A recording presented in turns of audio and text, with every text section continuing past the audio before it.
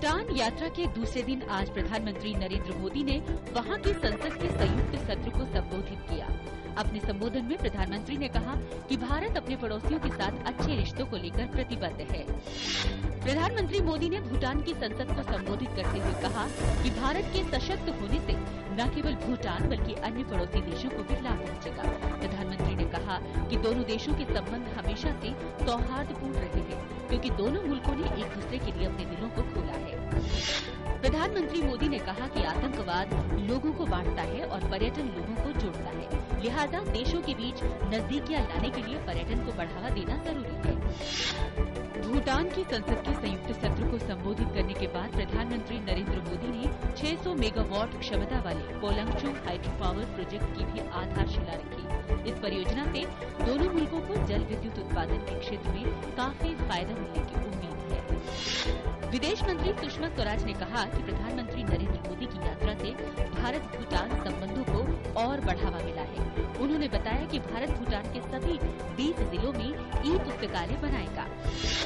मई में मुद्रास्फीति बढ़कर 6.01% पर पहुंची। पिछले एक महीने पहले ये 5.20% थी। शुरुआती कारोबार के दौरान शेयर बाजार में देखी गई तेजी। सेंसेक्स 34 अंक की गिरावट के साथ 25,193.88 अंक पर आ गया। निफ्टी भी 16 अंक की गिरावट के साथ 7,526 अंक पर पहुंच गया।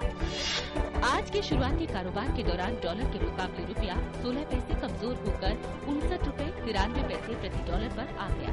पिछले कारोबारी सत्र के दौरान डॉलर की तुलना में रुपया 52 पैसे गिरकर 59 रुपए 77 पैसे प्रति डॉलर पर बंद हुआ था।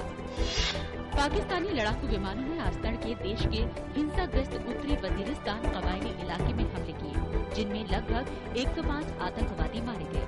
इनमें से अधिकतर उज्बेकिस्तान मूल के आतंकी थे और इनमें कराची हवाई अड्डे पर हुए हमले का मुख्य साजिशकर्ता भी शामिल था। इराक में हालात बेहद नाजुक बने हुए हैं। हालांकि इराकी सेना ने अब कुछ बड़े इलाकों में नियंत्रण पाकर उग्रवादियों के खिलाफ अभियान शुरू कर दिया है, लेकिन इस्लामिक स्टेट ऑफ इराक और लेवांट ISIL संगठन ने इन इलाकों में भारी तबाही मचाई है। इराक में बढ़ती हिंसा को देखते हुए भारत ने अपने नागरिकों को इराक न जाने की सलाह दी है। साथ ही इराक में रह रहे भारतीयों को तुरंत स्वदेश लौटने को भी कहा है।